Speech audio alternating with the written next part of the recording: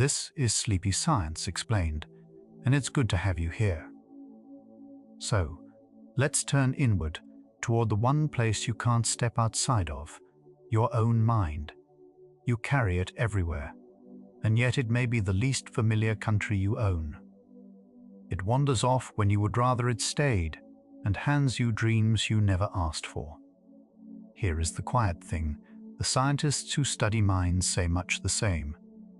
They can watch a thought light up, and still not say what it truly is. Not the old line that we use. Only 1/10 of our brains. A gentle look at any brain scan shows nearly all of it busy, even at rest. The real puzzle is softer and deeper. Why your own mind stays a mystery even to the people who study it. We won't try to solve you. We'll walk the gentle edge of what is known and let the rest stay open. If this quiet suits you, a subscribe helps another curious mind find us. And where in the world are you listening from? Now settle in. Let your shoulders soften and your eyes grow heavy, and we'll begin at the edge of thought, where the brain lights its lamps. Our brain runs on a tiny trickle of power and never rests. It weighs about 3 pounds, roughly 1 part in 50 of our whole body. Yet it quietly draws around 1/5 of all the energy we burn, awake or asleep. To picture that, imagine a dim light bulb, about 20 watts, glowing without pause behind our eyes. That small flame keeps every thought, breath, and heartbeat in order. Much of the power is spent even when we do nothing at all, while the mind idles and drifts. Brain scientists call this the resting hum, and it costs nearly as much as hard thinking does. Solve a difficult puzzle, and our brain barely burns more than it does while we daydream. The lights are simply always on. So the tired feeling after a long day of worry is not all in our head, or rather, it is exactly there. The organ that carries us burns steadily, like a hearth left warm through the night. It asks for 1/5 of our bread and 1/5 of our breath, and gives us our whole world in return. For now, let the little lamp behind our eyes burn low and easy. Inside our skull sit more nerve cells than we could count in a lifetime. The number lands near 86 billion, each one a tiny living wire. On its own, a single cell does very little. But every cell reaches out and touches thousands of others, and there the wonder begins. The links between them, added up, run into the hundreds of trillions, more than the stars we could ever see. If we tried to count our own connections, one each second, we would not finish in 100 lifetimes. Laid end to end, the wiring in one head would stretch far enough to wrap the planet many times over. From that dense weave comes every memory, every word, every quiet ache of feeling. No map has ever drawn the whole of it, and the largest efforts so far have charted only a crumb. It is the most tangled thing we know of in the universe, folded soft and grey inside the dark, weighing no more than a small melon. And each of those cells is itself a small living machine, drinking sugar, mending itself, firing many times a second, all night and all day, without a pause. Held in the hand, the whole organ would seem far too plain and quiet for the storm of thought it carries. More threads than stars, all humming quietly under the bone. Slowly, all through life, the brain keeps reshaping itself. Scientists once believed the adult brain was fixed, like a house already built. A closer look showed something gentler and stranger. When we learn a skill, the cells that carry it grow richer links, like a footpath worn wider by use. In one well-known study, London taxi drivers, who spend years memorizing the whole tangle of city streets, grew a larger memory region than most people carry. The longer they had driven, the larger it had grown. The change came not from birth, but from quiet, daily practice. It runs the other way too. Lose a habit, and the path fades. Break a bone and rest a limb, and the brain's map of that limb shrinks until we use it again. Our mind is less a finished statue than a garden, always being tended, always a little different than it was. Even now, resting here, small changes are settling in, laying down the faint trace of this very hour. It is why practice works at all, and why a language or an instrument left alone for years grows rusty, then returns faster the second time than it first came. The path we walk most often grows the softest underfoot. We do not see the world directly, we see our brain's best guess of it. Light and sound arrive as raw, jumbled signals, far too messy to trust on their own. So the brain does something clever. It builds a running prediction of what is out there, then checks it against what comes in. Most of what we feel is that prediction, quietly corrected where it is wrong. This is why a familiar room feels instant and whole, though our eyes only sip small patches at a time. It is also why a misheard lyric snaps into sense the moment someone tells us the real words, and then we can never unhear them. It is part of why we can read a sentence with a missing letter and never trip. We live half a step inside a guess so smooth we never notice the seam. The world we know is painted from the inside out, then hung where it seems to have been all along. This helps explain why two people can look at the very same blurred shape and see different things, each mind quietly filling the gaps with what it already expects to find. What we call seeing is mostly the mind, guessing well. There is a hole in the middle of our sight, and our brain simply paints over it. Where the nerve leaves the back of each eye, there are no light sensors at all. That gap makes a true blind spot, a small patch of nothing in each eye's view, wide enough to swallow the full moon several times over. We never notice it, because the brain fills the hole with whatever surrounds it, like a painter matching the wall behind a missing tile. We can catch it with a simple trick. Close one eye, hold up two fingers apart at arm's length, and drift our gaze slowly until one finger quietly vanishes. It did not really go anywhere. Our mind erased it and pasted in the empty space behind. The fill is so seamless that a striped wall stays striped right across the gap. All day, through two small holes we cannot see, we look out on a world that seems perfectly whole. Both eyes carry such a hole, but the two sit in slightly different places, so one eye quietly covers whatever the other happens to miss.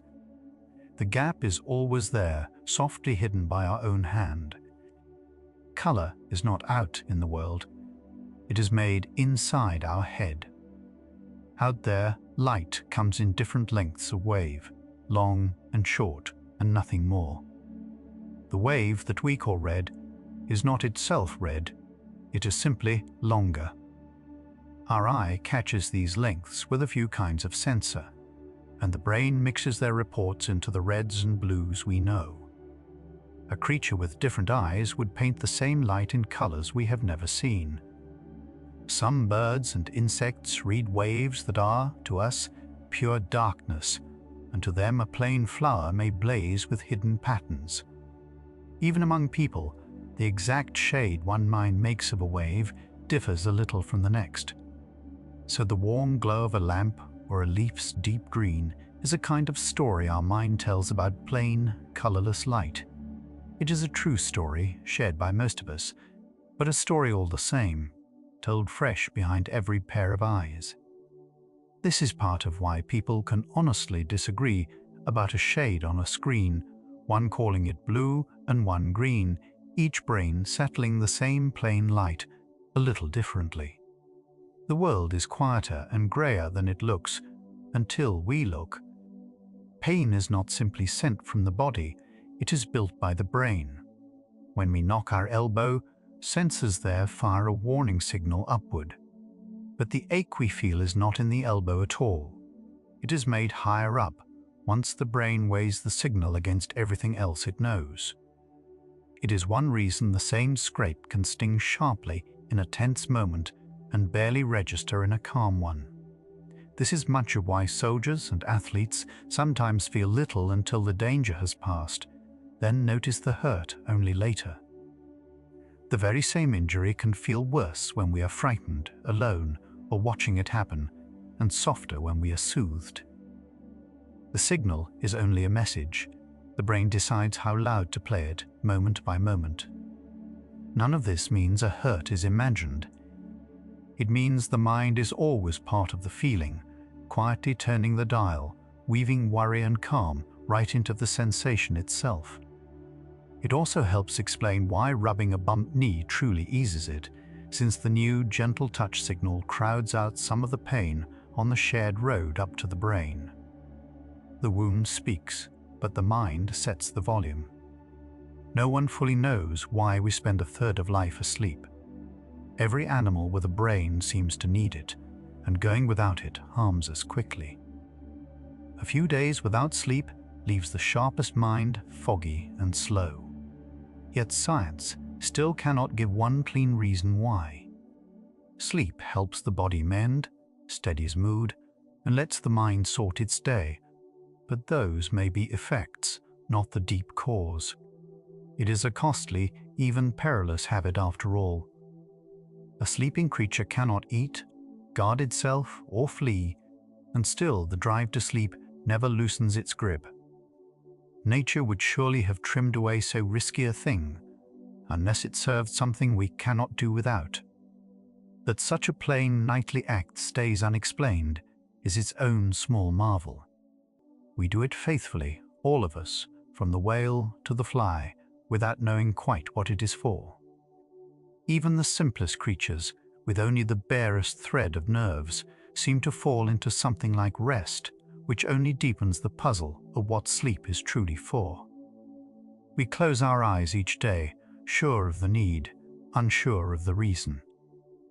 We dream almost every night and cannot say for certain why. For an hour or more, spread across the night, the sleeping brain spins whole worlds, vivid and strange, then lets them go. Some researchers think dreams help sort feelings or rehearse the day's troubles in safety. Others suspect they are a byproduct, sparks thrown off by a brain tidying itself. No single idea has closed the question. What is clear is how ordinary it is. Nearly every person who ever lived has watched these private films. Unbidden, in the dark, and animals seem to dream as well, their paws twitching in some inner chase. And nearly all of us forget the show by waking, however strange it was. A nightly theatre plays behind our eyes, its purpose still unread, its stories written and erased before breakfast. That so common a thing stays unexplained is a quiet reminder of how near the unknown really sits. We cannot even agree whether the strange nightly story means anything at all, or is simply the mind idling loudly to itself while the body lies still and mends. The reels turn each night, and no one has read the whole script. Our memory is not a recording. It is a story retold each time. We like to imagine memories as films, stored safe and played back whole. They are closer to a tale we tell again, changing a little with each telling. Each time we recall a day, we rebuild it from scattered pieces, and small errors slip in unseen. In careful studies, people have been led to clearly remember whole events that never happened at all, a childhood fright, a lost afternoon, simply by being asked the right leading questions. They were not lying. The false memory felt as real and as detailed as any true one. Each retelling can also fold in what others said or what we have since imagined, until the scene between them disappears. This is not a flaw so much as the price of a mind that bends, links, and adapts. Our past is less an archive than a living, shifting draft, quietly rewritten every time we open it. It is partly why two people who shared the very same afternoon can each recall it surely, and yet remember it in different ways, and both of them be honest. What we remember is the last time we remembered it. We can stare straight at something and never see it. In a now famous test, people watched a short film and counted passes between players tossing a ball. Midway through, a person in a gorilla suit strolled in, faced the camera, thumped its chest, and left. About half the watchers, busy counting, never saw the gorilla at all. When shown the film again, they could hardly believe they had missed something so plain. This is called inattentional blindness, and it shapes far more of daily life than we admit. Our eyes take in a wide scene, but our attention lights only a narrow patch, and whatever falls outside that beam can pass by like a ghost. It is why a driver deep in thought can look right at a cyclist and not register them. Why we lose the keys that sit in plain view. We move through the world half seeing, sure we see it whole. The harder and narrower our focus, the more slips past unseen, so the very act of concentrating deeply can leave us blind to the plain and the near. The eye is wide, but the mind's small lamplights only a little. Our mind can only juggle a few things at once, far fewer than we think. The part that holds fresh thoughts, called working memory, is surprisingly small. Older guesses put it near 7 items. Careful work now suggests closer to 4. Try to hold a long phone number in mind while someone talks to us, and we feel the edge quickly. This is why we break numbers into small clumps, 3 here, 4 there, so each clump counts as 1. That trick, called chunking, is how a mind with little room still learns so much. A chess master sees whole patterns where a beginner counts single pieces. The mind does not store more, it packs smarter, folding many things into one. The narrow doorway of attention is part of why focus feels so hard to hold, and why doing 2 demanding things at once really means flicking quickly between them. Only a handful of thoughts fit through the door at a time. It is also why a long spoken instruction slips away before its end, unless we can catch it and tie it quickly to something we already know well. A small table set for 4, no matter how many wish to sit. A tiny clock inside our brain keeps time with the turning earth. Deep in the head sits a cluster of cells no bigger than a grain of rice. It runs a rhythm close to 24 hours, rising and dipping like a slow tide. This clock nudges when we feel awake, when we grow drowsy, and when our body cools a little for rest. Light is what keeps it set true. Morning brightness reaches the eye and gently pulls the clock back in step each day. Travel far and fast across the globe, and the clock lags behind the new sky, which we feel as the fog of jet lag, easing only as it slowly catches up. Even sealed away in a cave, with no daylight at all, people keep a steady inner rhythm, sleeping and waking on their own quiet schedule, only drifting slowly from the true day. We carry a small timekeeper, wound by the sun, ticking along with the planet. This is also why a bright screen late in the evening can quietly fool the little clock into thinking the morning has come and hold sleep off a while. A grain of a clock quietly keeping pace with the sun. Every time our eyes flick to a new spot, our brain goes briefly blind. Our gaze does not glide, it jumps several times a second in quick, darting moves. During each jump, the view would smear into a blur, so the brain simply switches the picture off for that instant. We never notice the little blackouts, because our mind stitches the still frames on either side into one smooth scene. Added up, we spend a fair slice of every waking hour effectively blind and never feel a flicker of it. We can prove it at a mirror. Look from one of our own eyes to the other, back and forth, and we will never once catch them moving. A friend standing beside us sees the flick plainly. We cannot. because we were switched off for the leap. Much of a calm, seamless world is quiet editing we never see, gaps smoothed over as fast as they open. Our whole smooth day of seeing is really a fast reel of still snapshots, snatched between the jumps, with the dark gaps between them quietly cut out. A world sewn from still frames, the seams smoothed away. That eerie sense of having lived a moment before has never been fully explained. It comes on suddenly. A new place, a fresh conversation, and yet it feels worn and known, as if replayed from somewhere. This is déjà vu, and nearly everyone has felt its odd, passing chill. Some researchers think it is a small hiccup in memory, a signal of the familiar firing when nothing familiar is truly there. Others suspect the two halves of the brain fall a beat out of step, so one moment seems to arrive twice. A few tie it to a scene that quietly echoes an old one we cannot quite place. None of these ideas has been pinned down for certain, partly because the feeling passes in seconds and leaves no proof behind, refusing to appear on cue in any lab. So a common, harmless feeling shared across the world still keeps its small secret, arriving unbidden and gone before it can be caught.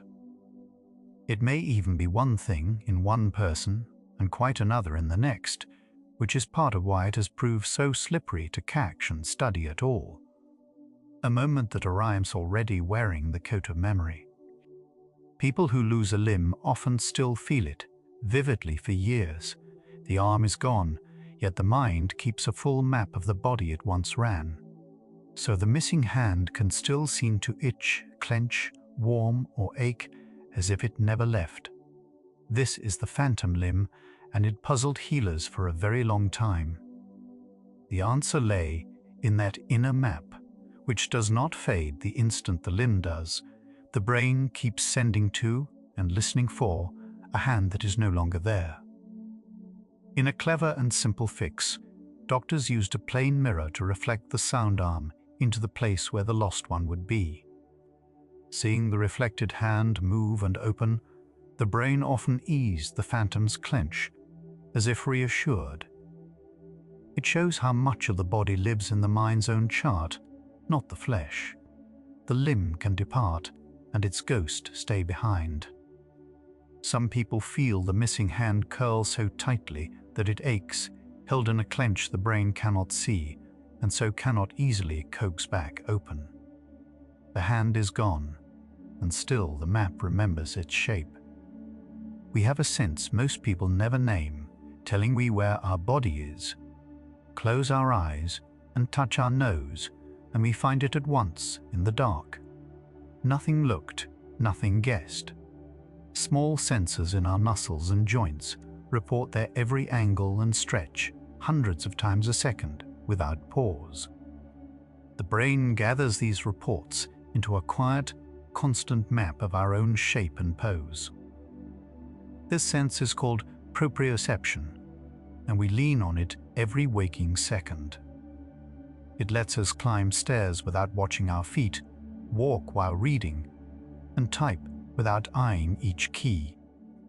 When it falters through rare illness or injury, even standing still becomes slow, careful work, each limb needing to be watched to be trusted. There are people left to relearn every motion by sight alone once this hidden sense fails. A whole silent sense keeps us gathered and upright, and we rarely think to thank it. Close our eyes and lift a hand, and we can touch our knee, our ear, our shoulder, each one found at once from the inside, without a single glance. In the dark, we still know exactly where we end. Anything that stays the same, the mind soon stops noticing. When we first pull on a shirt, we feel it against our skin. Moments later, the feeling is gone, though the shirt has not moved. This is habituation, the mind's way of hushing signals that never change. A steady hum from a fridge, a constant smell in a room, the weight of glasses on our nose, all fade into the background within minutes. It is a kind of mercy. If every unchanging thing kept shouting for attention, we could never pick out the one new sound, the one changed thing that might matter. So the brain turns down the old to keep sharp watch for the new. The fridge's hum leaps back the instant it stops.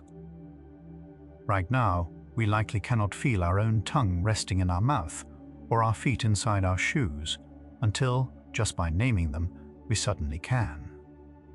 It is part of why a strong smell that fills a room soon fades for those sitting inside it, while a visitor at the door notices it at once, sharp and new. The steady things go quiet, so the new ones can be heard. Science can trace a feeling in the brain, yet cannot say why it feels like anything.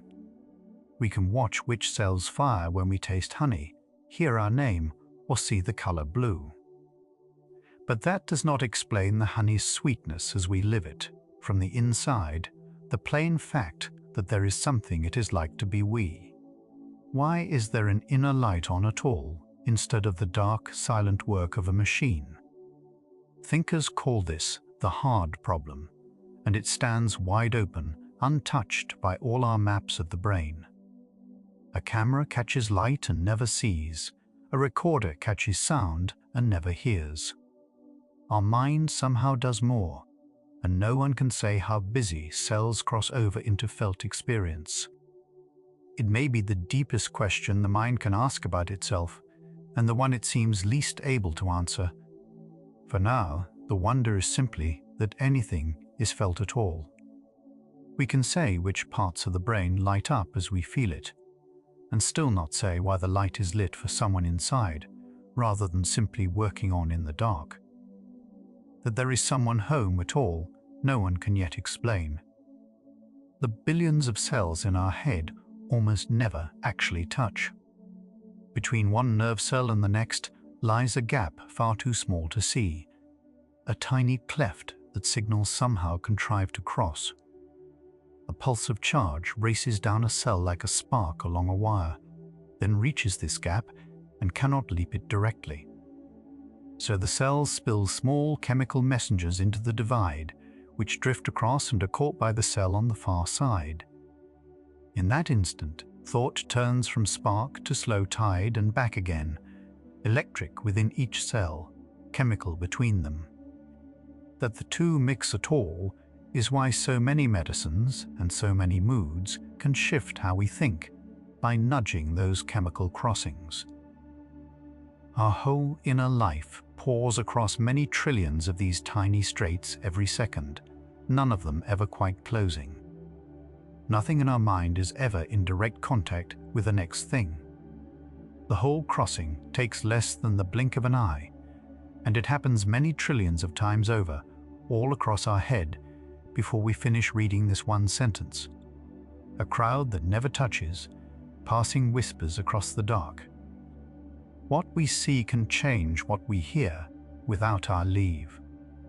In a well-known demonstration, people watch a mouth say one simple sound while a different sound plays over it. What they hear is neither one, but a blend the brain invents to fit the moving lips. Close our eyes, and the true sound returns at once, clear as anything. Open them, and the illusion snaps right back, no matter how well we understand the trick. This shows that hearing is not a sealed private channel. The eyes lean in and cast a vote. Our brain wants one clear story from the world, so it quietly stitches sight and sound into a single guess and hands it to us as plain fact. Most of the time, the blend is right and deeply helpful, which is why watching a speaker's lips makes them easier to follow in a noisy room. Now and then, it fools us, and we never feel the seam where the senses were sewn. It is a small sign that the senses do not each report to the mind alone, one by one, but quietly confer among themselves first and agree on a single story. The eyes murmur to the ears, and the ears believe them. In a room full of noise, our own name can still reach us. We can stand at a crowded gathering and follow one friend's voice, letting the rest of the room blur into a soft wash of sound. Yet if someone across that room says our name, it cuts through at once, and our head turns before we decide to turn it. This is the cocktail party effect, and it shows the mind is never truly off duty. Even the voices we ignore are being sifted quietly, below awareness, scanned for anything that matters to us. Our name, or a word we deeply care for, or a mention of danger, carries enough weight to yank the spotlight around. So we are listening far more widely than we know, all the time, keeping half an ear on everything while we attend to one thing. The guard at the gate never sleeps, even while the rest of us leans close to a single conversation. It is much the same reason a parent can sleep soundly through traffic and storms, yet wake at once to the small, particular cry of their own child down the hall.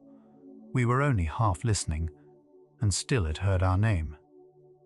With a little trickery, the mind can be led to claim a rubber hand as its own. In a simple setup, a fake hand is placed on the table before we, while our real hand hides just out of sight. A researcher strokes both, the real one and the fake, in perfect time. Within a minute or two, many people begin to feel the brushing in the rubber hand, as if the touch were landing there. Swing a hammer down toward the fake hand, and they flinch and pull back, heart racing. The mind builds its sense of the body from sight and touch agreeing, and here the two have been made to agree on a gentle lie. It shows how loosely the self is stitched to the actual flesh, how ready the brain is to redraw its own borders. Given matching signals, it will adopt almost anything: a rubber hand, a tool, even a whole avatar on a screen as part of us. This helps explain why a driver can come to feel the far corners of the car as their own edges, and a skilled worker can sense the tip of a tool as if it were a fingertip. A borrowed hand, and the mind quietly says, "Mine." Stare at motion long enough, and the still world seems to flow backward. Watch a waterfall for a while, letting our eyes rest on the falling water, then turn our gaze to the rocks beside it. For a few seconds, the stone appears to creep slowly upward, though it plainly does not move at all. This is the motion after effect, often called the waterfall illusion, and people noticed it long before they could explain it. The cells that sense downward motion grow tired from the steady rush of water. When we look away, their quieter neighbors, the ones tuned to upward motion, briefly win the vote, since the downward cells are worn out. So the brain reads movement where there is none, until the two sides settle back into balance. It is a small, clear window onto how sight is always a contest of worn and rested cells, a running tug-of-war we never feel. Motion, it turns out, is something the eye can grow tired of. People who watch a long river or a passing train through a window sometimes see the still platform creep the other way, once the motion at last comes to a stop. The falls stop, and the rocks drift softly the other way. Look hard at a color, then away, and its opposite blooms in the air. Fix our gaze on a bright patch of red for half a minute, holding still, then glance at a plain white wall. A soft ghost of green swims up wherever we look, drifting as our eyes drift. This is an after-image, and it comes from the same quiet tiring of cells. The sensors for red wear down under the steady stare, so their partners, which handle green, speak louder for a moment once we look away. The brain reads that imbalance as a faint color hanging in the air, though nothing there has changed. It fades within seconds as the tired cells recover their balance and the two sides fall even again. It is one reason a camera's flash leaves a floating blot in our view, and why old flags were sometimes printed in odd colors to bloom into their true ones. A trace of every bright thing we hold lingers briefly, printed on the dark. It is the very same reason the camera's bright flash leaves a floating dark blot that drifts along wherever we turn our eyes for the next little while. The color leaves, and its gentle shadow stays a moment. When we glance at a clock, the first second can seem to stretch too long. Look quickly to a ticking second hand, arriving fresh on it, and now and then that first tick appears frozen, held a clear beat too long before the hand moves on. This is chronostasis, the stopped clock illusion, and once we notice it, we can catch it again and again. It happens because our eyes have just jumped, and the brain, to hide the smear of that jump, quietly backdates what we first see. It stamps the new image as though it began a touch earlier than it really did, papering over the blind instant of the leap. So the first tick borrows a sliver of time from the jump before it and seems to last too long. Our sense of the present is stitched and timed by the brain, not simply received whole from the world. Even time, looked at closely, is something the mind gently edits to keep the story smooth. A like backdating happens with sound and touch as well, so the mind is quietly juggling the timing of our whole present, keeping it feeling smooth and whole. The hand pauses, caught in a second that never quite was.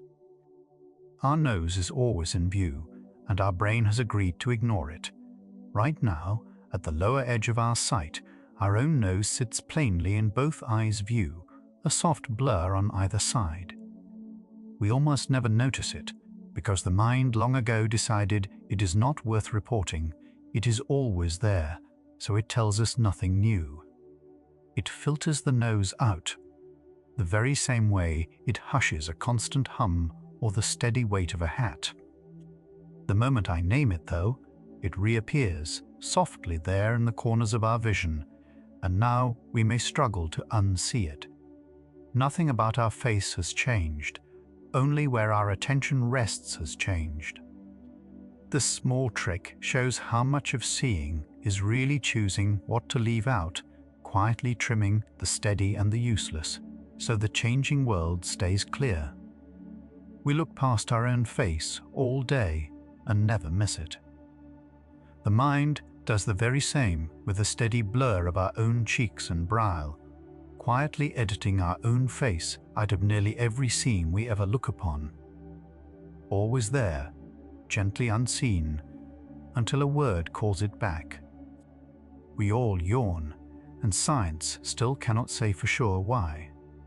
The old idea that a yawn pulls in fresh oxygen when the blood runs low has not held up. In careful tests, breathing air with more or less oxygen barely changes how often people yawn. Some researchers now think a yawn helps cool the brain a little, drawing in air and stretching the jaw like a small fan. Others find that idea unproven. Stranger still is how it spreads from one person to the next.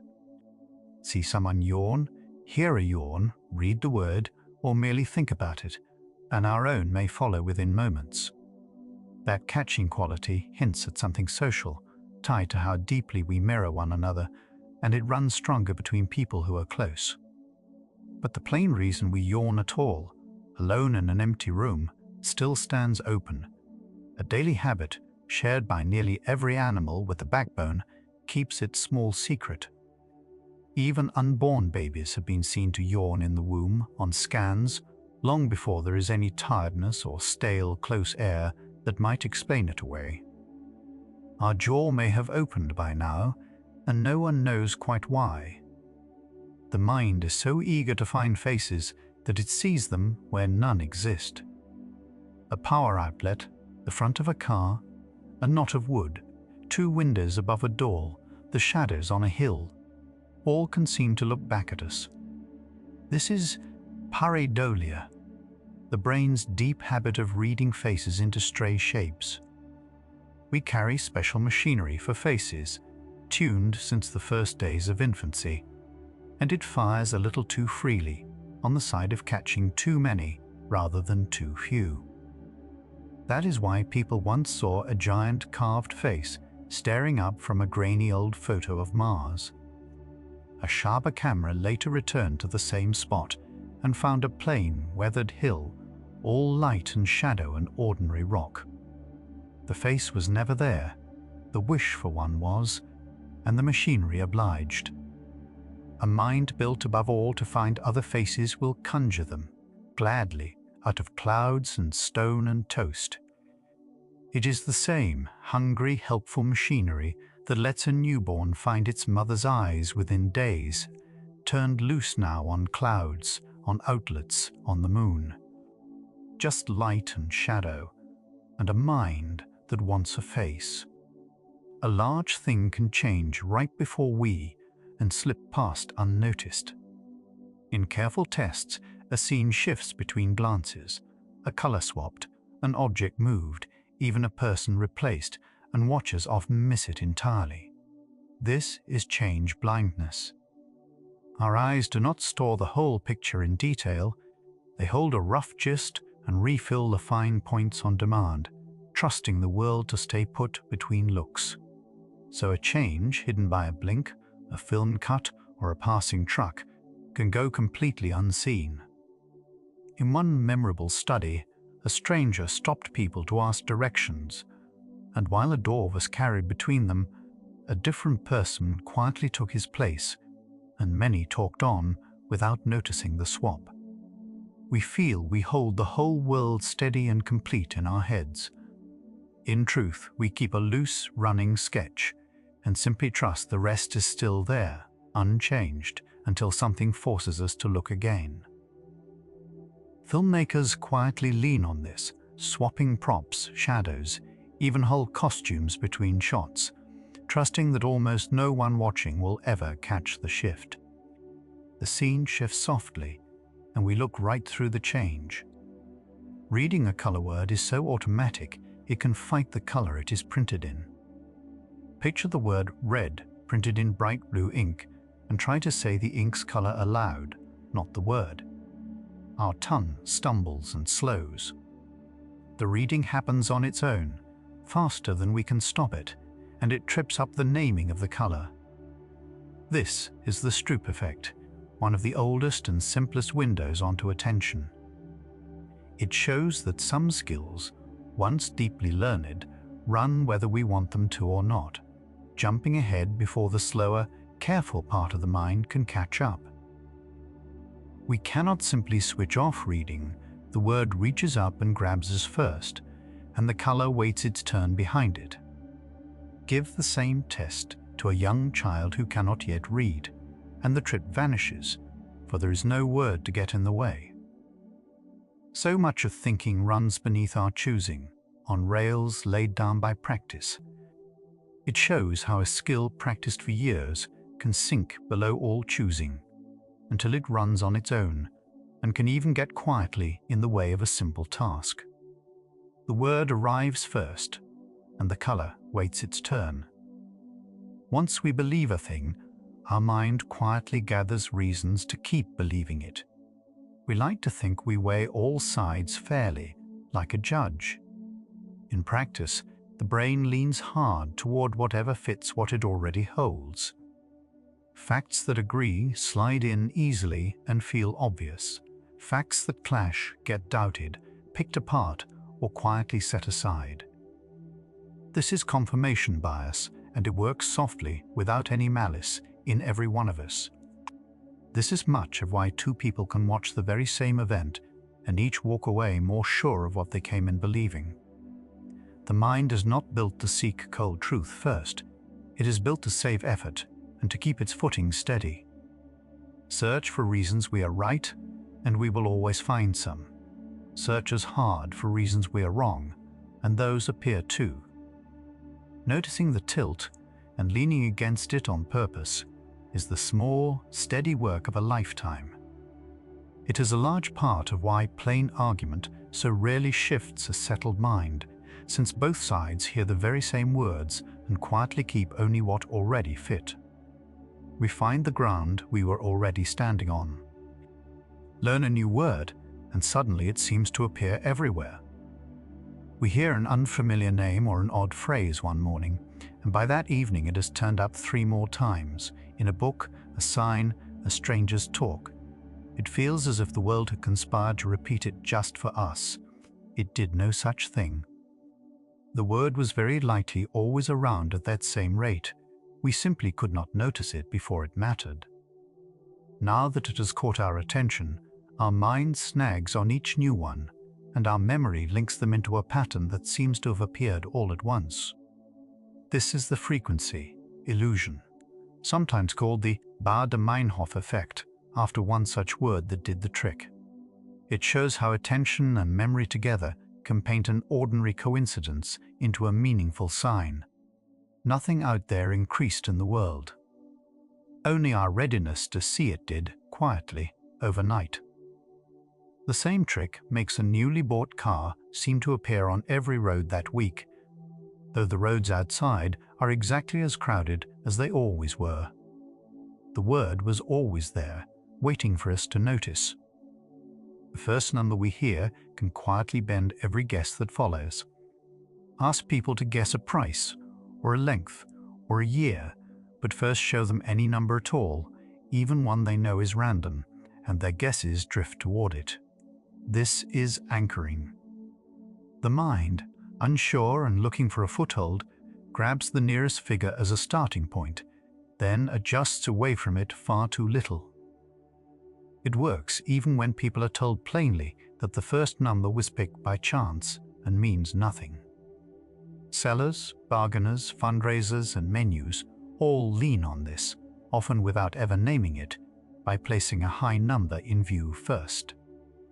Our private sense of what a thing is worth is far more movable than it feels from the inside. Drop an anchor near a mind, and its judgments swing quietly toward the weight and stay there. A single stray figure can shape a careful decision we thought was all our own. Even a plainly wild figure, written down first just for show, can quietly drag every careful judgment that follows it toward that one meaningless mark. The first number spoken leaves a fingerprint on the rest. Losing something stings more than gaining the same thing pleases. Find a 20 on the pavement, and we feel a small, bright lift that soon passes. Lose that same 20 from our pocket, and the sting runs deeper and lingers far longer. Studies find the ache of a loss weighs close to twice the joy of an equal gain. This is loss aversion, and it colors far more than money. It keeps us clinging to what we already hold, wary of trades that might cost, slow to sell, slow to let old and useless things go.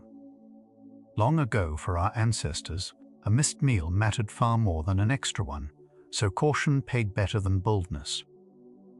That old math still runs quietly and is today, tilting nearly every choice. It is partly why a small chance of loss can outweigh a fair chance of gain, and why we so often stand pat. The fear of losing outshuts the hope of winning. It is why we so often keep a losing ticket, a worn coat, or an old plan long past its use, simply because letting the thing go feels itself like a fresh loss. We guard what we have more fiercely than we chase what we lack. Our mind gives bad news a sharper edge than good. A single harsh word can outweigh a whole handful of kind ones and echo for days. A day of small joys can be quietly undone by one sour moment near its end. This is the negativity bias, the brain's old habit of weighing threats and hurts more heavily than comforts and pleasures. For our distant ancestors, missing one real danger cost far more than missing one small treat, so the wary, watchful mind was the one that lived to pass itself on. We inherit that lean hole. This is why worries stick like burrs while praise slides off, why a page of good reviews can be spoiled by one that cuts, why the troubling headline holds the eye. Knowing the tilt is there does not erase it, but it can loosen its grip a little and remind us to count the quiet good things too. The mind leans toward the shadow out of long old habit. It is also why one cross remark can outshout a whole day of kindness. and why troubling news so often travels faster and holds the eye longer than good. The gentle things fade first, and the sharp ones linger. When we look back on an experience, 2 moments speak for the whole. Our memory of a long event is not a fair, even average of every passing minute. Instead, it leans heavily on just 2 points, the sharpest peak of feeling and the very end. A trip with one glorious hour and a smooth, easy finish is recalled fondly, even if much of the middle dragged. A fine day soured only in its last 10 minutes can be filed away wrongly as an unpleasant one. This is the peak-end rule, and it holds for pleasure and for pain alike. The mind saves room by keeping a few strong frames rather than the full reel, and lets the flat stretches blur. So how something ends can quietly rewrite all that came before it in our memory. It is part of why a kind last word or a gentle close to a hard day matters more than its length. Our memories are edited down to a handful of moments, and the last taste flavors the whole meal. The end we leave on colors all the rest. The memories that feel most vivid are not the most accurate. Ask people where they were when they heard some great, unexpected news, and they answer with bright, certain detail, the room, the light, the words spoken. These are called flashbulb memories, and they feel as if burned in whole and unchanging. Yet when researchers write down these accounts and check the very same people years later, the details have quietly drifted, while the confidence stays sky high. People swear, hand on heart, by versions that have plainly shifted over time. The strong feeling around the moment fools us into trusting the picture completely, and we never notice it changing beneath us. So the sharpest seeming memory can be as bent and patched as any dull one, only far surer of itself. Vividness is not proof. A feeling of certainty is not the same as being right. The mind can hold a false detail with perfect, unshaken conviction. This is one reason an eyewitness account, however sure and heartfelt, can send the wrong picture to a jury or to anyone who trusts it completely. The clearest memory can still be quietly wrong. Almost no one can remember being a small child, and that gap is normal. Try to recall our first 2 or 3 years of life, and we find only fog, perhaps a stray image or two that may be borrowed from a photograph. This blank is called childhood amnesia, and it covers nearly everyone, everywhere. The young brain is busy building itself at a furious pace, and the machinery that files lasting, retrievable memories is still coming online, still learning its own job. Language, too, arrives later, and much of memory leans on words to hold its shape and hand it back. So the earliest years happen fully and richly, and then slip away almost whole, unrecorded. We lived those days completely, learned to walk and to speak in them, felt joy and fear as sharply as ever, and kept almost none of it. A whole small chapter, lived in full, and the door swung softly shut behind it. And yet those lost years shaped we deeply all the same, laying down habits, comforts, and fears we carry still, with no memory left of their making. The first years were full, and the door closed gently. Most of what we learn slips away fast, unless we meet it again. Study something once, closely, and much of it is gone within a day or two, however clear it seemed at the time. Early researchers mapped this as a curve that drops steeply at first, then levels off into a long, slow fade. The mind, always short on room, quietly lets go of what it does not see again and judges it can spare. But there is a gentle counter to it, well proven. Spread our meetings with a thing across days, a little now, a little tomorrow, and each return firms the memory far more than one long cram ever could. This spacing is why steady, light review beats a single frantic push before a test, and why the crammed facts vanish so soon after. Forgetting is not really the enemy, it is the mind's default, clearing the desk. Memory is kept alive by returning to it, and what we revisit, we get to keep. This helps explain why a fact met once and never again quietly slips away, while one we keep returning to, even briefly, settles in and stays for good. What we come back to, the mind decides to hold. A word can sit right on the tip of our tongue and refuse to come. We know the name for certain. We can feel its very shape in our mouth, maybe its first letter, the number of beats in it, a word it rhymes with. And still it will not surface, hovering just out of reach. This is the tip of the tongue state, and why it happens is not fully settled. Some researchers think the meaning of a word and the sound of it are stored a little apart in the mind, and now and then the bridge between them falters. We have reached the idea cleanly, but cannot quite grab its label. Oddly, chasing it hard often makes it hide longer, while it may pop up freely an hour later once we have stopped trying. It seems to strike a touch more often as we age, and more with names than with common words. A known thing, briefly lopped just out of view, for reasons still unclear.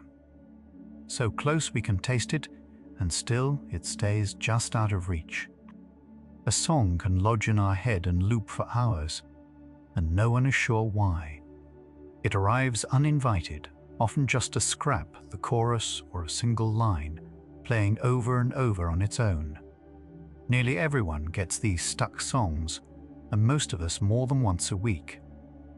They tend to favor tunes that are simple, catchy, and recently heard, and they strike most often when the mind is idle, tired, or lightly busy with something else. Beyond that pattern, the reason the loop starts, and why it holds so stubbornly, is still open. Some think it is the memory trying to close an unfinished pattern, so it keeps circling back to the part it half remembers. Others are honestly unsure.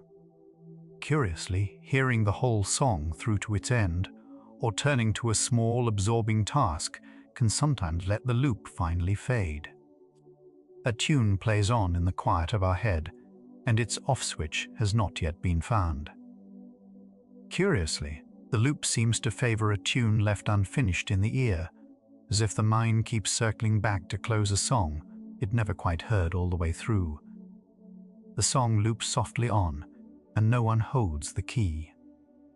An unfinished task may cling to the mind more than a finished one. Leave a job half done, and it seems to tug at us, returning to thought at odd moments, in the shower, in a queue, on the edge of sleep. Complete that same job, and it quietly lets go and fades from mind. An early researcher noticed that waiters could recall the details of unpaid orders sharply, then forgot them almost at once after the bill was settled. The idea is that the mind keeps a small tension open around whatever is left undone, a little flag still raised. But later tests have given mixed and uneven results, so how strong or reliable this pull really is remains debated among researchers. Still, many people know the private feeling of a loose end that will not fully quiet until it is tied. Whether it is a firm rule of the mind or only a soft, shifting tendency is not yet clear. The undone may whisper longest, though even that is argued. The task left open keeps a small light burning. A single smell can throw open a door to the distant past, catch a scent from long ago, warm bread, a certain soap, rain on hot stone, a grandparent's coat, and a whole moment can rush back at once, feeling and all, before we can name it. Smell reaches memory by a shorter, older path than the other senses take. Its signals run close to the very regions that hold emotion and remembrance, with fewer stops and switches along the way. That nearness may be why scent-borne memories arrive so suddenly, and so soaked in raw feeling, often from early childhood. A sight or a sound rarely lands with the same quiet, ambushing force. So an ordinary, unremarkable smell can undo years in a single breath, carrying we somewhere we had not thought of in decades. This is sometimes called the Proust effect, after a writer whom one taste of a small cake sent tumbling back through his whole childhood. The nose remembers what we thought we had let go. It is one reason the hospital's smell, or a certain long-forgotten perfume, can flood a person with old feeling before they have placed it, or can say why at all. One breath, and a closed ear swing the quietly open. We remember a thing best in the setting where we first learned it. Learn something in one particular room, one mood, one kind of weather, and that whole background becomes a quiet part of the memory, folded in without our noticing. Return to a like setting later, and recall comes easier. The surroundings act as small keys turning in old locks. In one study, divers learned lists of words either on land or underwater, and later remembered each list best in the place they had learned it. Our inner state counts too, not just the room. A feeling, or even a tiredness, that we were in while learning can help call back what we knew then. This is part of why a childhood home or an old song can suddenly flood us with thoughts we had not touched in years. Memory is bound gently to its cradle, to the where and the how, not only the what. The old room quietly hands back the thoughts we once left lying in it. The old room hands back the thoughts we left in it. Feelings pass from one person to another quietly, like warmth. Sit near someone deeply calm, and we tend to ease. Sit near someone tense and coiled, and we slowly tighten to match. We catch moods much as we catch a tune, often without a single word spoken between us. Part of this runs through tiny unconscious copies our face makes of another's face, and our body makes of their posture. We lean softly into the shape of the person across from us, and the feeling tends to follow the shape we take. This is emotional contagion, and it works in crowds, in families, and in a single shared glance across a table. This is much of why a whole room can turn heavy or bright before anyone has explained a thing, and why one anxious person can unsettle many. We are far more porous to one another than we like to imagine, forever trading moods below the level of talk. A feeling, once loose in a room, rarely stays with just one person. The feeling crosses the space between us, unspoken. Humans blush, and no one is quite sure what it is for. A sudden rush of blood warms the face in a moment of shame, praise, or notice, and it cannot be summoned or willed away. Stranger still, it works against us. It displays the very feeling we would most like to hide, and often deepens the more we wish it gone. Most signals we send, a smile, a nod, a frown, are ones we can choose. This one simply gives us away, helplessly. Some researchers think that is the whole point, that an honest, involuntary blush tells others we care about their good opinion, and so, oddly, it builds trust and forgiveness. Others are not sure why we alone, of all animals, seem to do it. That a plain reflex can broadcast our inmost fluster to the room and perhaps knit us closer for it, stays a genuinely open puzzle. We wear our feeling openly on our cheeks for reasons that remain unresolved. The face confesses what the mind would keep, and no one knows quite why. We are the only creatures that seem to weep from feeling, and science cannot fully say why. Many animals make tears to wash and guard the eye against dust and wind. Only humans appear to shed them from grief, from joy, from a swelling piece of music. What such emotional tears are truly for is still open. Some think they work as a signal, a plain, visible flag of need or sorrow that draws comfort and care from those around us. Some suspect the act of crying itself eases the body somehow, though the proof for that is thin and mixed. The tears of deep feeling do seem to differ a little in their makeup from the tears of a cut onion, which hints they may serve some purpose of their own. Beyond that, the reason we weep at a farewell, a wedding, or a returning soldier stays unexplained. A deeply, distinctly human act, and its purpose still unread. Water rises in us for feeling alone, and the reason quietly waits. Water rises for grief alone in us, and the reason waits. Deep in the brain sits a small alarm that reacts before we know it. An almond-shaped cluster, one on each side of the brain, helps flag danger faster than thought.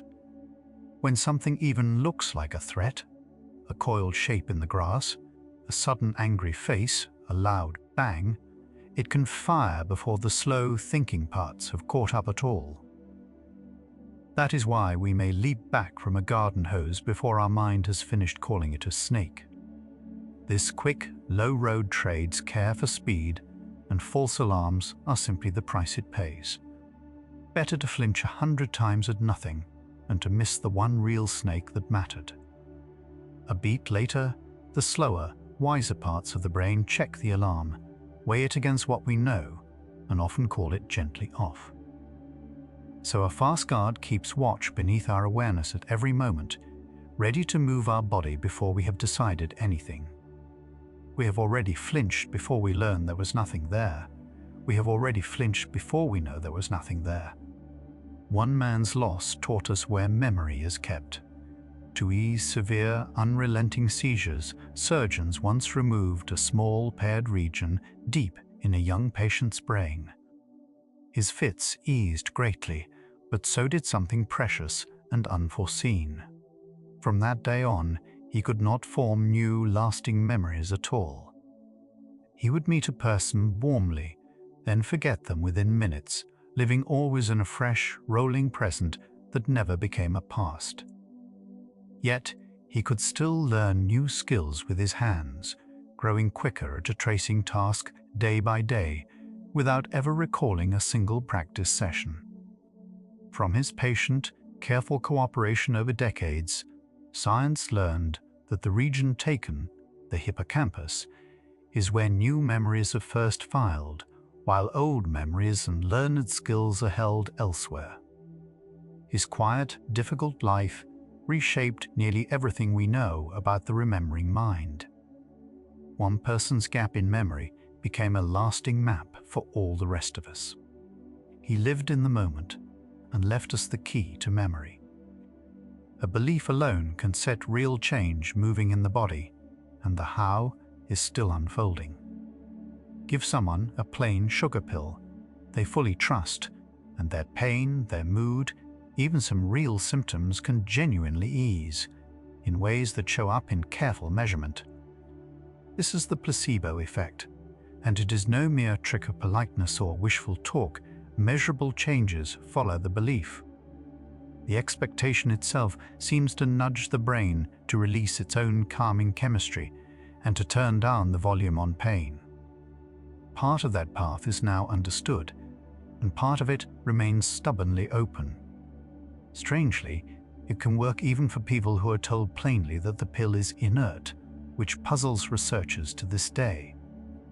None of this replaces real medicine, and none of it is advice. It sits beside medicine as a reminder of how deeply the mind and the body are laced together. That mere hope can move the flesh at all stays only half explained. The mind, expecting ease, quietly begins to make it. The same power of belief can run the other way, into harm. Just as trust in a treatment can ease a symptom, plain dread can summon one out of nothing. Warn someone firmly, but a harmless thing may hurt them, and it more often does. Read a long list of a drug's side effects aloud, and those effects appear more often in the ones who heard the list.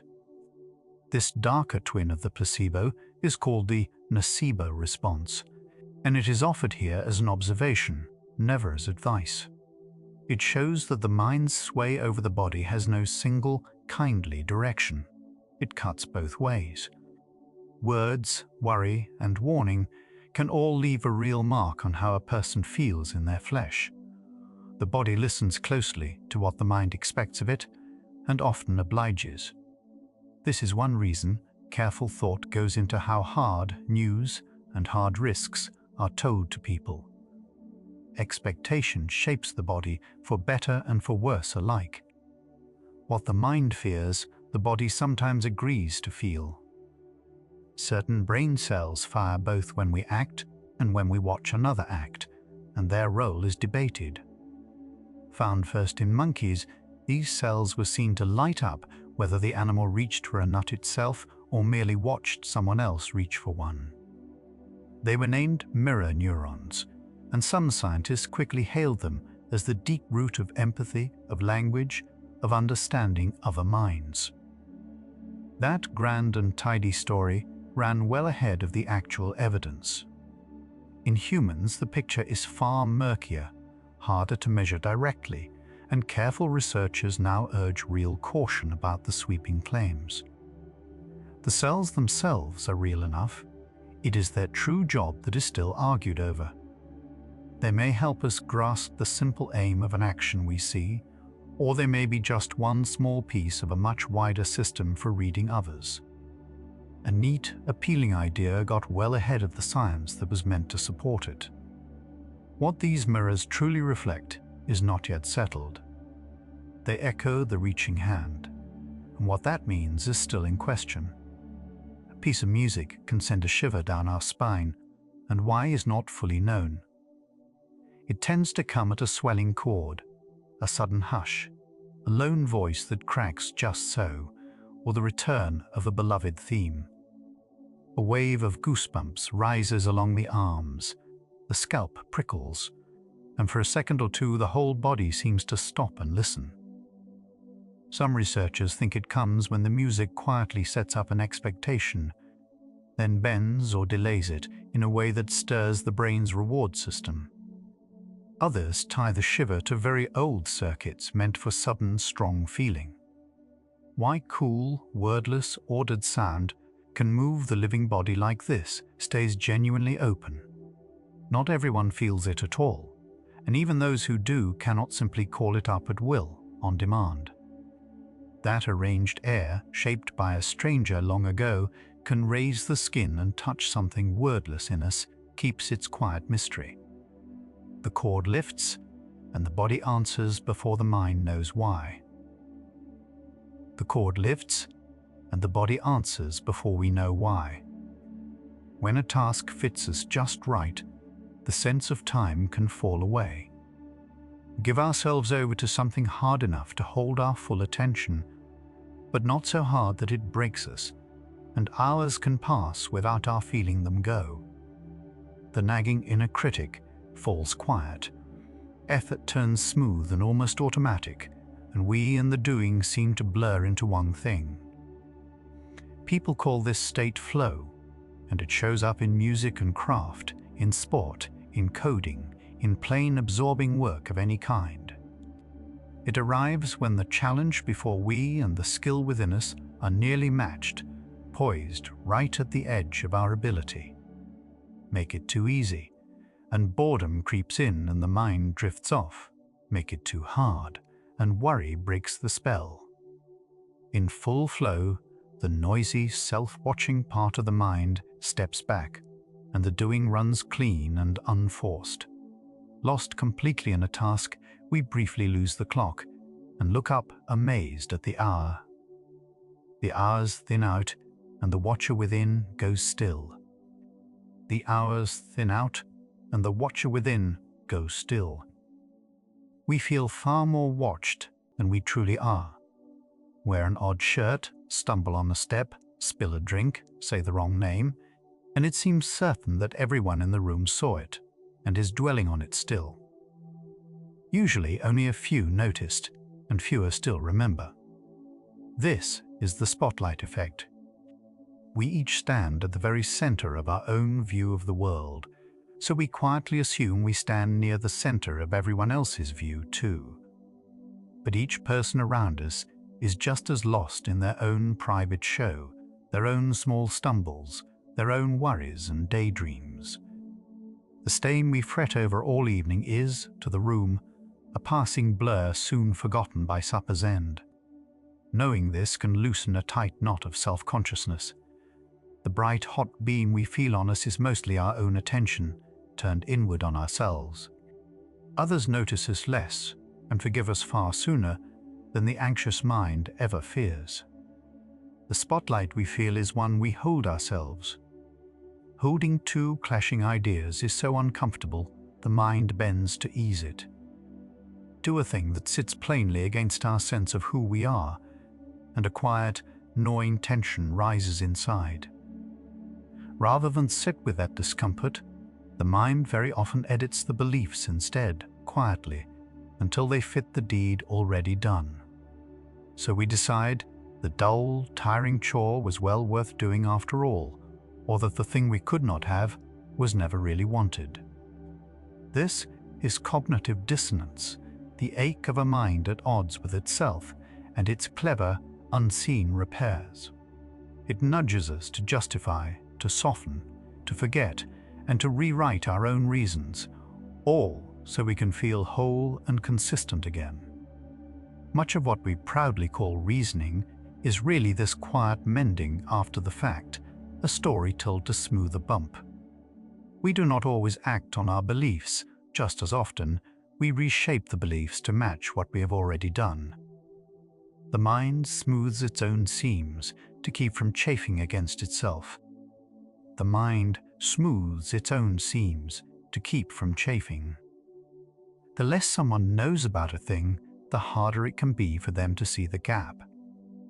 There is a pattern in which people with little real skill at something often rate their own skill far too highly.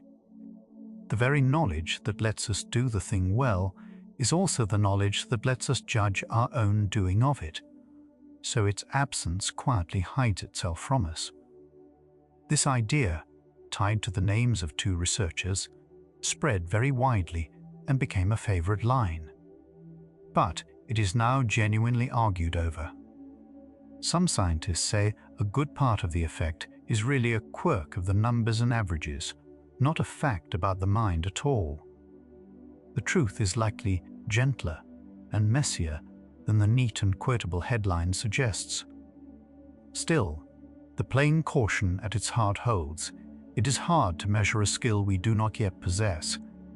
Just how large or how real the effect actually is stays under active debate. The narrower the view, the wider it can seem from inside. Just as we fall asleep, our body may lurch as if we were falling. On the very edge of sleep, a sudden jerk can seize a leg, an arm, or the whole frame at once, often paired with a vivid flash of falling or missing a step. Nearly everyone has felt these, and they are entirely harmless, however sharp and jarring they seem. As the body powers itself down for the night, the systems that hold muscle and mind do not always switch off in perfect step with one another. A stray last burst of signal slips through and twitches a limb before the guard is fully up. The falling image that so often comes with it may be a small story. The half-waking mind spins on the spot to explain the jolt it just felt. It is a common, ordinary misfire right at the doorway of sleep, and nothing more troubling than that. The body stumbles once on the threshold, then goes soft and drops through into rest. A last small trip at the edge, and then we drop into rest. People sometimes wake unable to move, and old fears fill that gap with monsters. During dreaming sleep, the body is held gently still, its muscles switched off, so that we cannot act out whatever the dream is doing. Now and then the mind wakes up while that stillness is still in force, and for a minute or so we lie fully awake and yet frozen, unable to stir. This is sleep paralysis, and it can bring a strong sense of a presence in the room, even a dim shape or a weight on the chest. Across many cultures and ages, people blame demons, witches, hags, or night visitors for the terror of it, and built whole legends around the feeling. The truth is quieter and kinder. It is simply the dreaming brain's hush overlapping a waking mind, which then paints frightening shadows onto the raw fear. It always passes on its own within moments and harms nothing at all. An old worldwide terror turns out to be a gentle glitch of timing. The body stays asleep a moment longer than the mind. For part of every night, our brain is nearly as busy as when we are awake. Sleep is not one flat, blank state, but a set of stages that cycle through the dark over and over. In one of them, called REM sleep, the eyes dart quickly beneath their closed lids, and the brain hums with activity almost like waking. This is where the most vivid, story-like dreams tend to bloom. The body, meanwhile, lies deliberately still and slack, holding itself safe so it cannot act the dreams out and hurt itself. We pass through this stage several separate times a night, and the spells grow longer toward morning, so the last dreams are often the longest.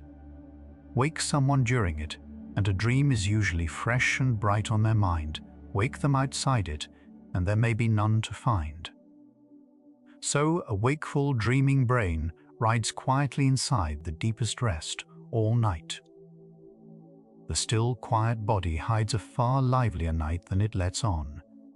Beneath closed lids, whole worlds are turning. Some people can wake up inside a dream and know it for a dream. Now and then, a sleeper suddenly realizes, right in the middle of a dream, that none of it is real, and yet does not wake, staying down inside the dream. This is lucid dreaming, and a rare few can even learn to steer the dream from within, to fly, to change a scene, to seek something out. It is not merely a strong imagination or a story told afterward. Researchers have caught it happening in the sleep lab. A lucid dreamer, told what to do beforehand, can send planned signals with deliberate eye movements, while every other measure shows them plainly, deeply asleep. How the dreaming brain regains that fragile thread of self-awareness is still being carefully mapped.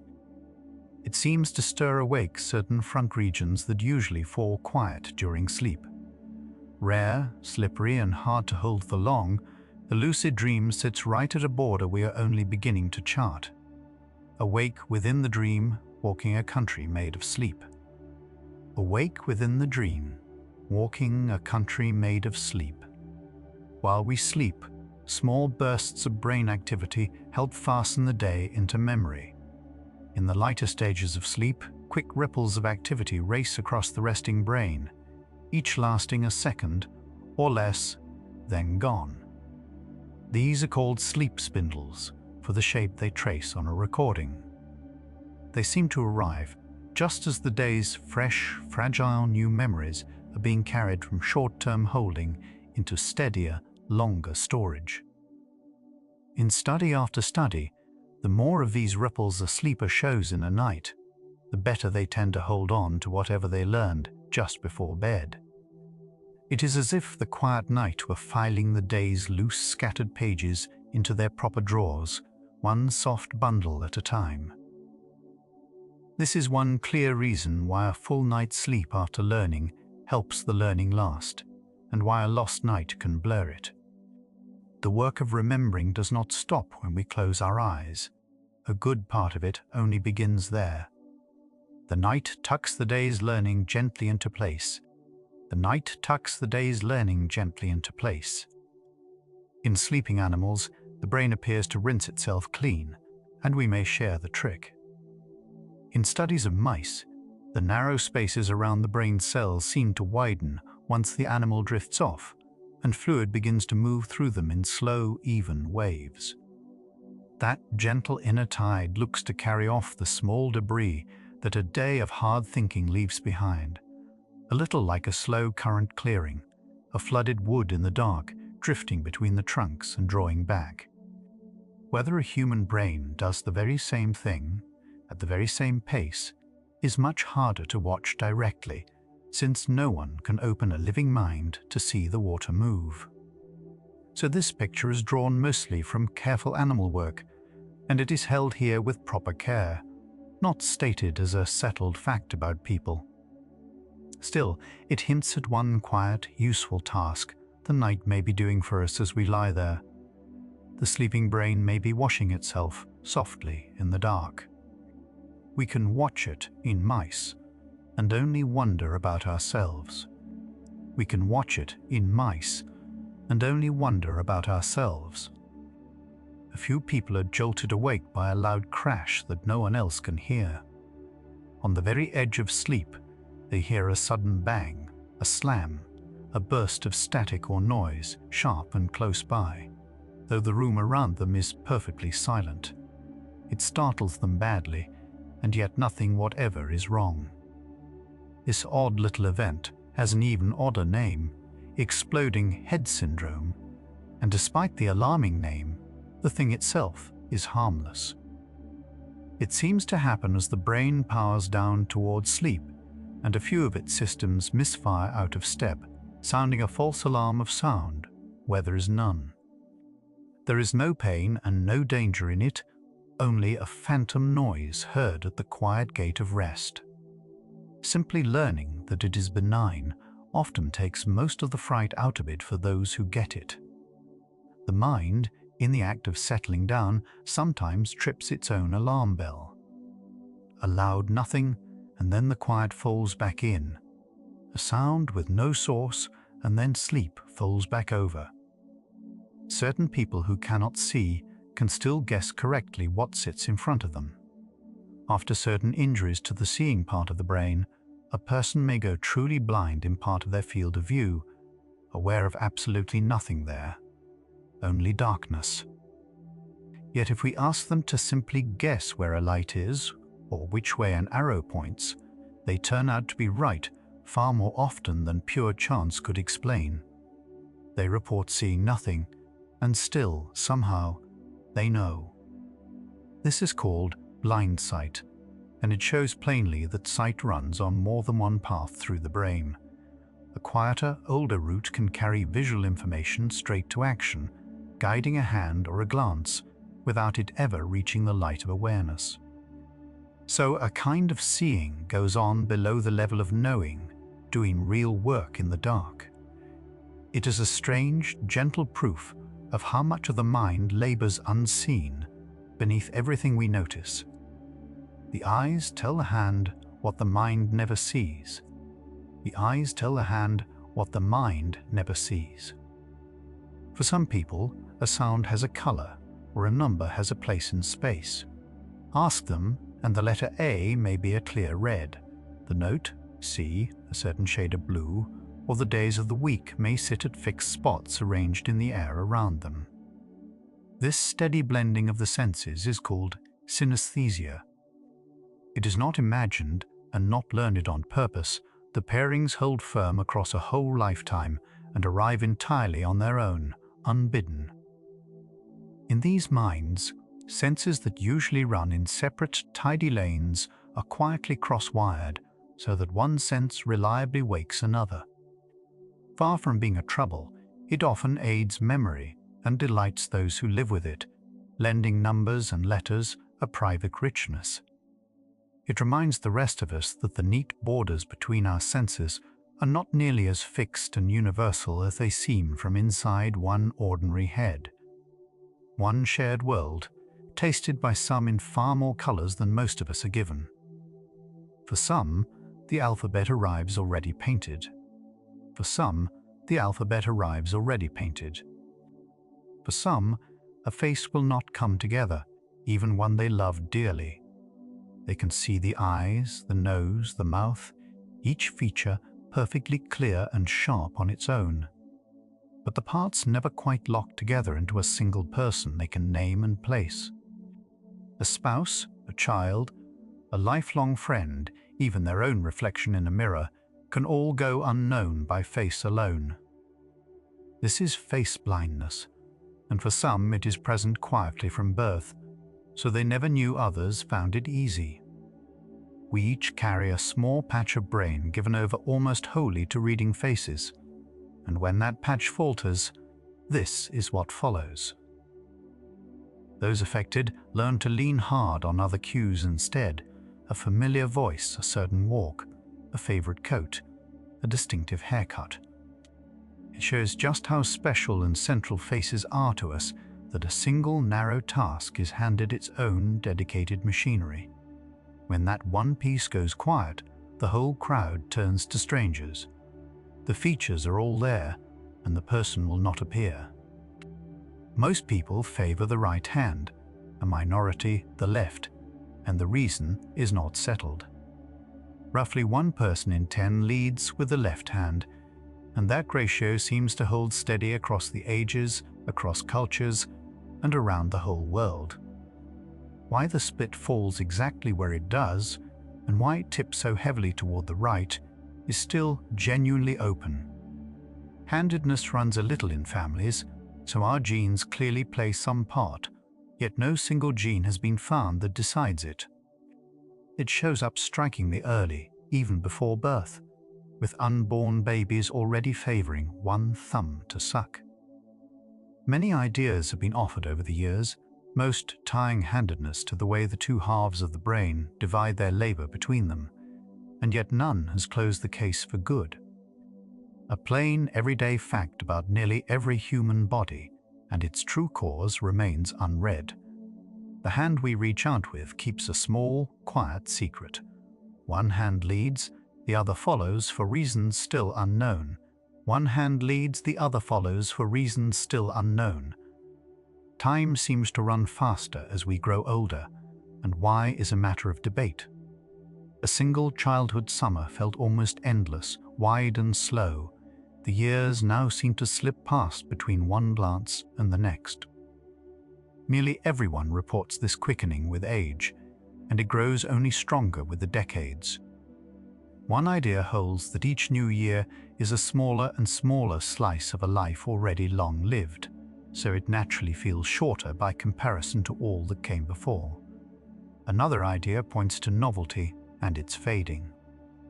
Young days are crowded with firsts, richly and deeply recorded, while our familiar later years leave far fewer fresh marks, and so feel thin and quick in memory when we look back. Which of these matters most, or whether both work together, is still argued among researchers. What is not in doubt is the feeling itself, shared and quietly wistful across almost everyone. The clock on the wall has not changed at all, only our sense of it has. The days are as long as ever, and they hurry past. The days are as long as ever, and they hurry past. Many people carry a voice in their head, and some do not. Read these words, and we may hear them spoken softly within, in a voice we know as our own. Much of thinking, for many people, runs as this quiet inner speech, a private narration of the day. But not everyone lives this way. Some report little or no inner voice at all, and think instead in pictures, in feelings, or in a plain, wordless kind of knowing. Both sorts of mind get through the world just as well, and most never guess how differently others think. The inner voice seems to grow from ordinary speech, turned slowly inward across childhood, folded down, and made silent until it becomes thought itself. That so basic a thing can differ so widely from one head to the next is easy to miss entirely, since we each assume all minds sound like ours. They do not.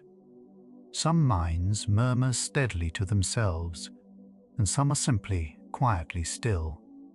Some minds murmur to themselves, and some are simply still. Ask someone to picture an apple, and a few will see nothing at all. Most people, told to imagine a red apple, can call up at least a rough image in the mind's eye, dim or bright. But some cannot form any picture whatever, however hard they strain to. They know the apple perfectly, its color, its round shape, yet no image ever appears before them. This is called aphantasia, a blind mind's eye, and it was named and studied only recently. Those who have it often went years, not knowing that others truly see pictures inside their heads. They remember and reason in other ways instead, by fact and by feeling, and manage full, rich lives. At the far other end are people whose inner images are nearly as vivid and detailed as life itself. The inner canvas, it turns out, is not the same in any two of us. Some of us picture the apple, and some only know it is there. Some of us picture the apple, and some only know it is there. A young baby slowly learns that a thing still exists once it is out of sight. Hide a favorite toy from a very young infant, and for a time it is simply gone, not looked for, as if it had melted from the world entirely. The idea that objects go on existing when hidden is not built in at birth. It grows over the first year of life. We call it object permanence. Once it finally settles into place, a covered toy becomes a thing to reach for and uncover, and the game of peekaboo turns delightful, since the vanished face is now known to be sure to return.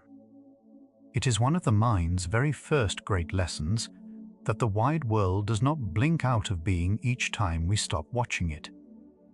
Each one of us learned this once before we could speak a word or hold up our own head. A small, enormous discovery made in the quiet of the crib. The world learns to stay, even when the eyes let go. At some point, a child grasps that other people hold thoughts of their own. A very young child may simply assume that everyone knows what they know and sees exactly what they see. Then, around the age of 4, a quiet shift arrives. The child comes to understand that another person can believe something false, can hold a picture of the world quite different from their own, can be fooled. This is called theory of mind, and it changes everything. With it come pretend play, real kindness, tact, and even the small white lies that need another's separate view to work at all. It lets us guess at the feelings behind a face and the reasons behind a deed. Without it, other people would be mere weather, not minds to be read. We each learn, early and for good, that behind every face there is a whole world we cannot see directly, only imagine. From that one discovery, most of being human quietly follows. Behind every face, a mind we learn to imagine. We feel like a single self behind our eyes, and where that self lives, no one can say. There is a strong, steady sense of an I, a watcher, seated somewhere just inside the forehead, looking out. Yet search the whole brain, and no such seat is ever found. No single cell, no small central room holds the self or houses the watcher. It seems instead to arise from a great many parts, all working together at once, a chorus with no conductor standing in the chair. How that scattered, distributed work becomes one felt person, one point of view, is deeply unanswered. The self may be less a solid thing than a steady story. The brain keeps telling about itself and never stops. That it can feel so solid and central while resting on nothing we can ever point to or find is one of the mind's deepest and most open puzzles. We are sure someone is home and cannot locate the room. We are sure someone is here and cannot find the chair they sit in. An action may begin in the brain a moment before we feel we have chosen it. In careful and much argued tests, people were asked to move a finger whenever they wished and to note the exact instant they felt the decision arrive. A slow rise of brain activity appeared before that noted moment of conscious choice. Some read this as a heavy blow to free will, the deed already set in motion before the will feels it has had any say. Others say that reading is far too simple, that the noted moment is slippery and unreliable, and that the early build-up may be no true command at all, only a readiness. The debate over what it means is nowhere near closed. What a single tiny finger movement really tells us about choice and freedom is argued to this day. A small twitch of the hand has kept philosophers and scientists busy for decades. Whether we truly chose in the end, the science cannot yet say.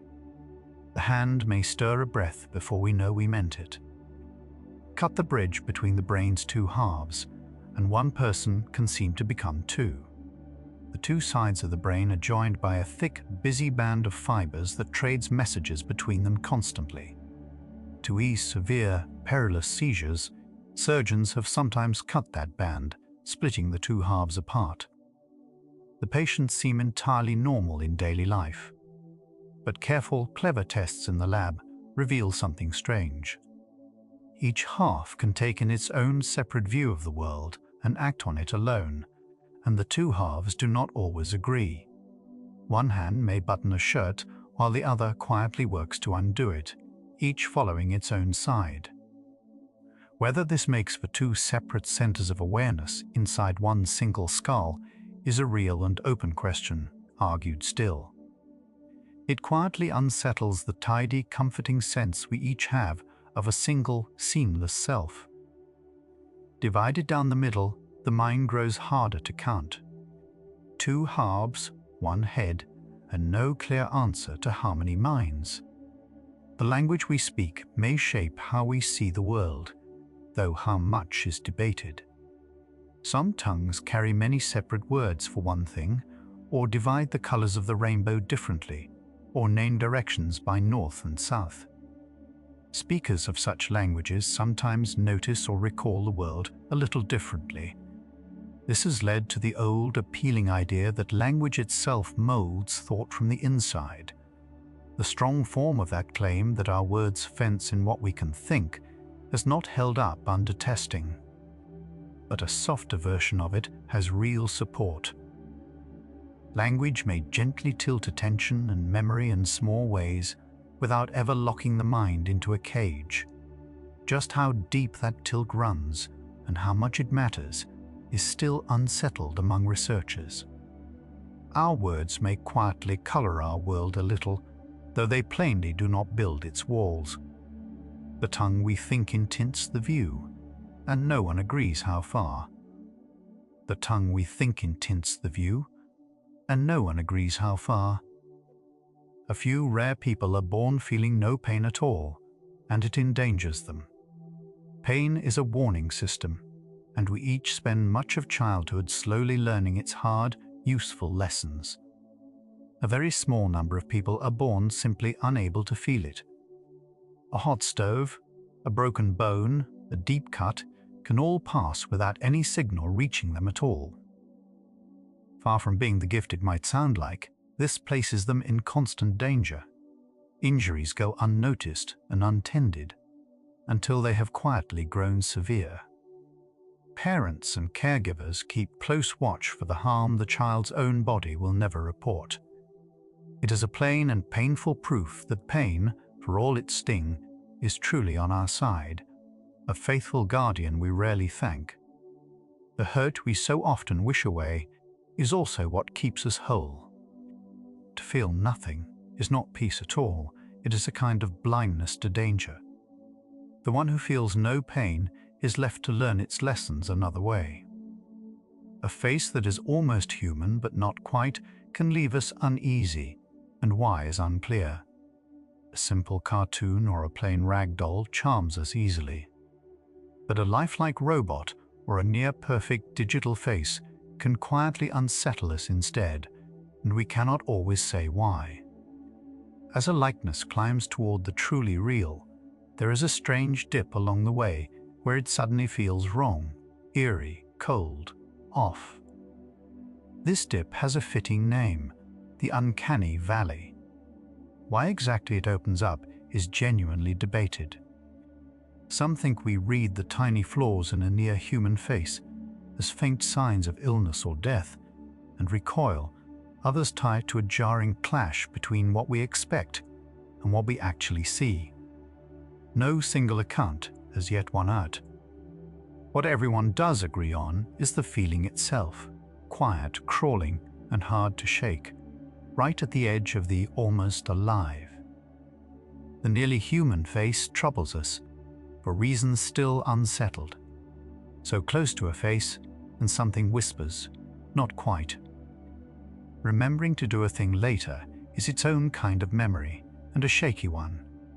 Much of what we call memory looks backward toward all that has already happened to us.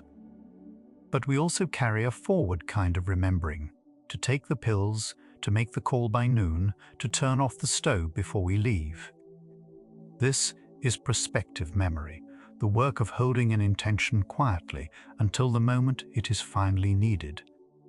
It leans heavily on catching the right cue at just the right time, and cues are terribly easy to miss when the mind is full.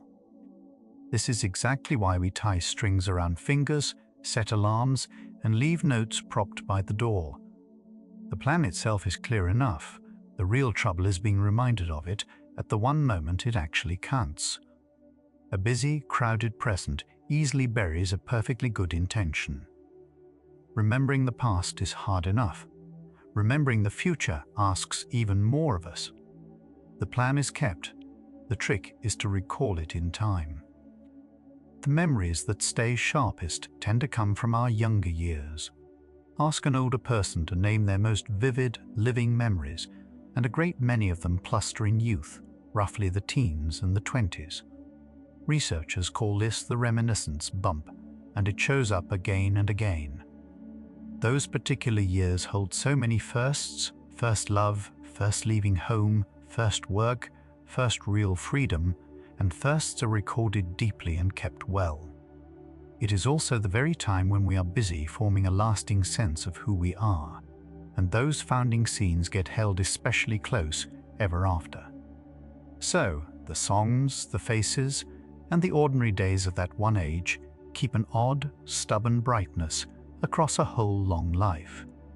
Later years, fuller of repeats and routines, tend to leave much fainter tracks behind them. We each carry our own beginnings in higher color than the long middle of the road. The young years echo longest inside an old mind. The first of everything stays bright the longest. Having more words for feelings may help us weather them. Some people sort their own inner weather finely, naming not merely bad, but weary or wistful or on edge or quietly disappointed.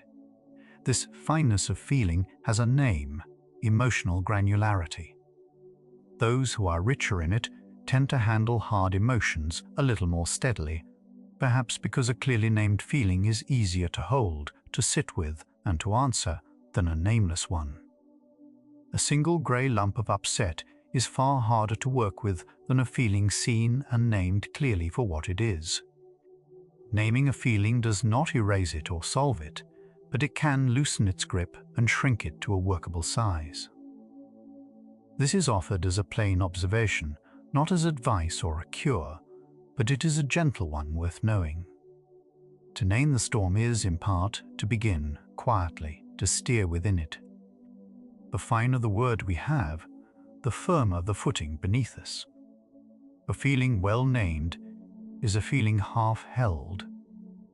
Some people find it genuinely hard to name what they feel.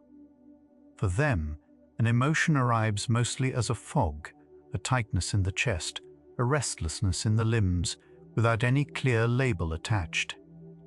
They may feel the body stir plainly and still not know whether it is anger or fear or simple grief underneath.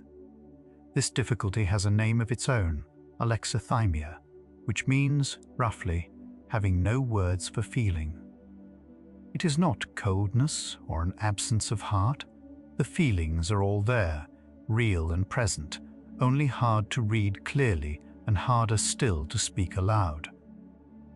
It can make it harder to explain oneself to others, or to be truly met and comforted in a difficult mood. It reminds the rest of us that knowing our own heart is a learned skill, not a gift handed to everyone at birth. To feel a thing is one matter. To name the feeling is quite another, and not everyone finds it easy. The feeling is present, and the word for it will not come. When our mind seems to be doing nothing, a whole network quietly switches on. Let our attention drift idle for a moment, and a certain set of brain regions lights up together, humming softly to itself.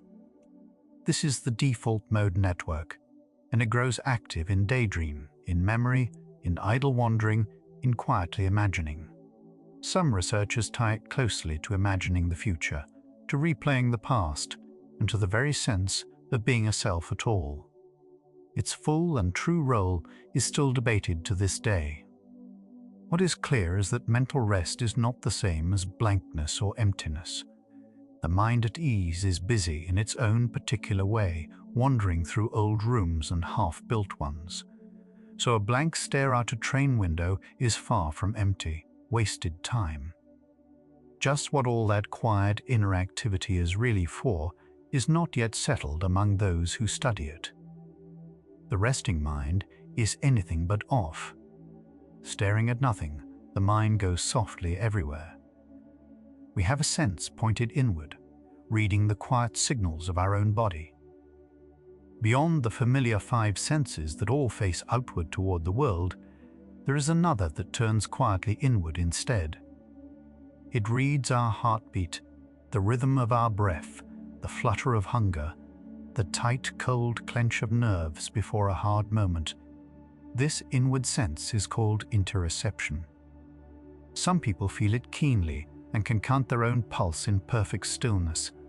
Others read these signals only faintly and vaguely. It feeds our moods far more than we ever notice. A racing heart can quietly color a feeling as fear or thrill before we have named its real cause. The body is always sending word upstairs to the mind, and the mind is always half listening in the background. Much of how we feel at any moment truly begins as a plain message rising from within the flesh. We are, in part, quietly reading ourselves all day long. The heart keeps speaking, and some of us hear it clearly. People who have never seen still dream in the senses they know. We so often think of dreams as pictures, but those who are blind from birth dream fully without any images at all, and their nights are no less rich for it.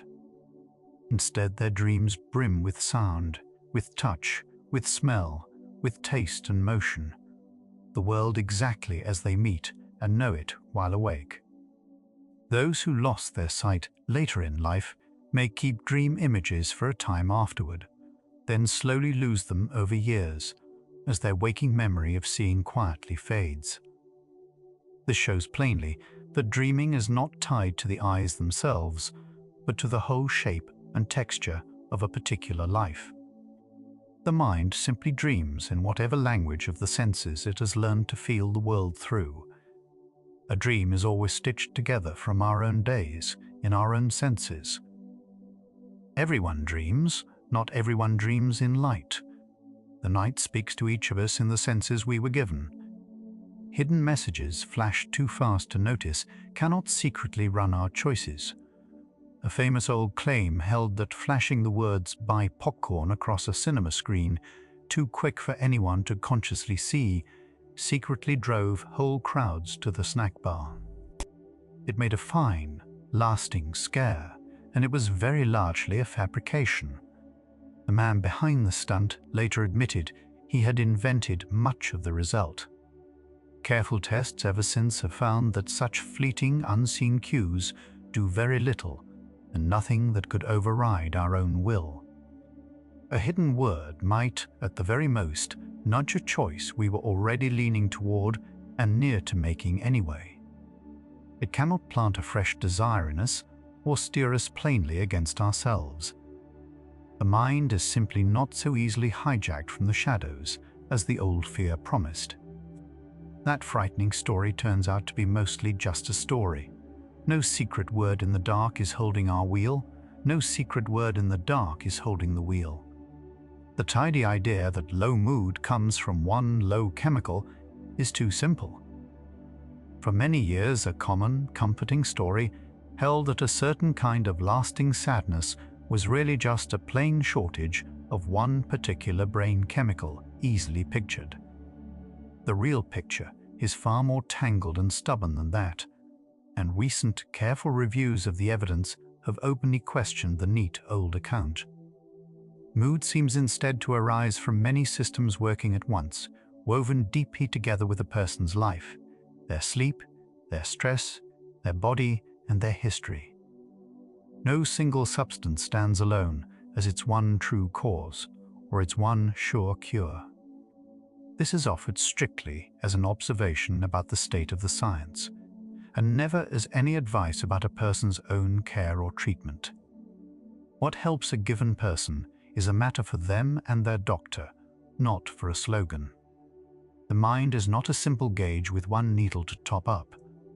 The heart's weather has more than one wind in it. A famous reward chemical may be less about pleasure than about wanting.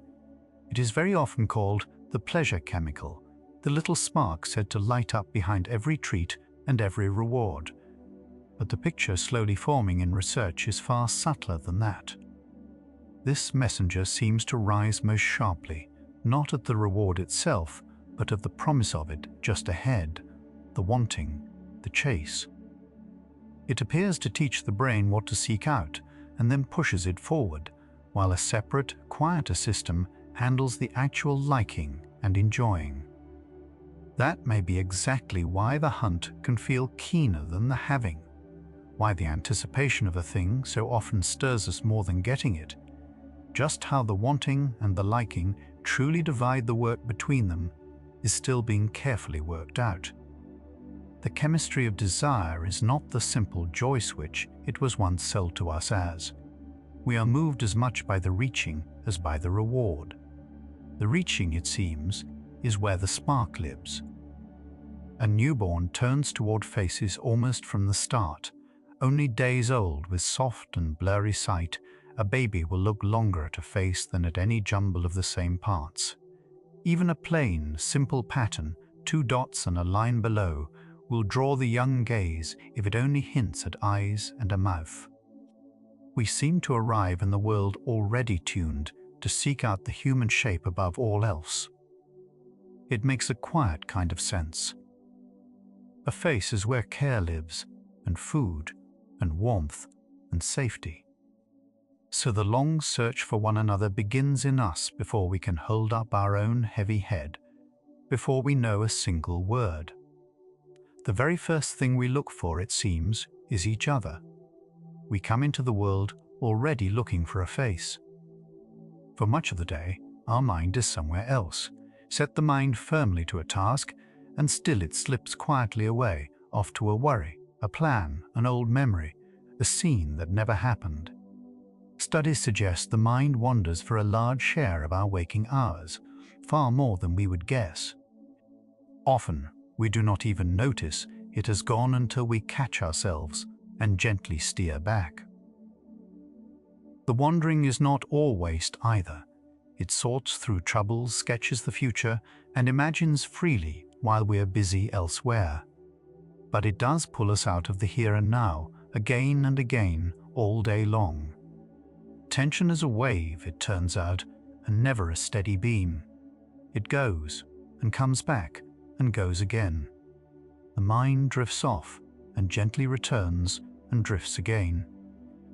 Of all the minds on earth, ours seems the one that asks what a mind is. Many animals plainly think, and feel, and remember, and plan a little. But as far as we can tell, we alone turn the whole question inward upon ourselves. We wonder what wondering even is.